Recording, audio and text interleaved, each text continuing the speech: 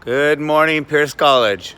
Okay, so Pasadena City College just gave us a raise, and so Yoranga's in a good mood, and definitely want to brief you on what you should be studying this week 9 of Pierce College, Poli Sci 1. We're looking at the House of Representatives, the power of the lower house, the power of the upper house, the Senate,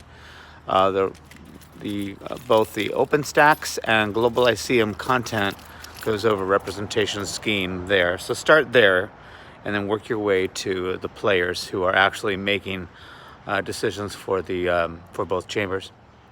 The U.S. Constitution grants bicameral structures, so that's something that you'll need to be aware of for the final exam. Bicameralism is important.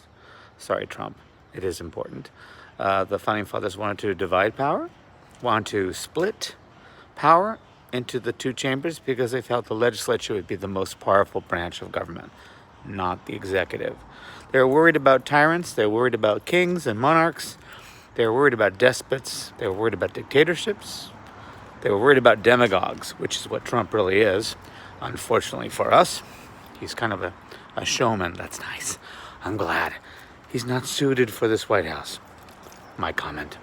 Anyway, the Founding Fathers were nervous about that. So they tried to give the power of appropriations, which is spending committees, the power of taxation, to initiate taxation, the power to initiate legislation, to the Congress. So for a while in the 18th century, Congress was queen over domestic policy in the United States. The executive, he shall take care that he faithfully execute U.S. law. He shall take care that he provide for implementation, evaluation, education, implementation of public policies that are passed by the House first and then checked by the Senate. So you'll need to be mindful of both the power of Ms. Pelosi and the power of McConnell, who we call Lovingly Turtle. He looks like a turtle. But they are very powerful people, both leaders of both chambers.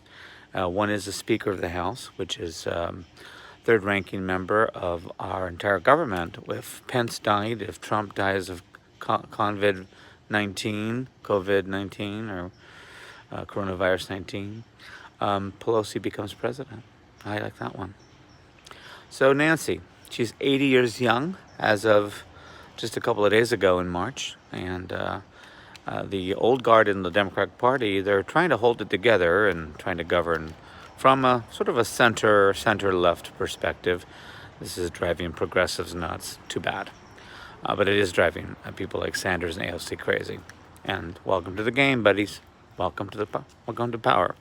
Power is, very seductive and also problematic because you have to actually govern for all of us, not just one faction. Anyway, so you need to go over the process of representation today, and that would be, the House is much more of a delegate function, which means these individuals who get elected to the House, they're representing the local interests, the local or parochial concerns of, let's say, I live in Northridge, California, so a congressman, a person from this area will be representing Northridge. In Pasadena, Adam Schiff represents Glendale, Burbank, Pasadena area. And that emphasizes the street, much more local concerns. The Senate in California, there are 2 senators, only 2. There are 53 House members, congresspeople, who are Democrats and Republicans from the state.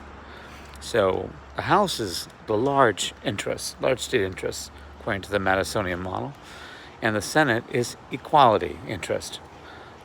Much broader array of representative scheme in the Senate. So that's what I want you to cover today, and move on to the players, more about all the leadership of the House and Senate. So let's start with representation today. If you go at Global ICM, Professor Dolan's video will guide you and help you, and her content from her video is on the final.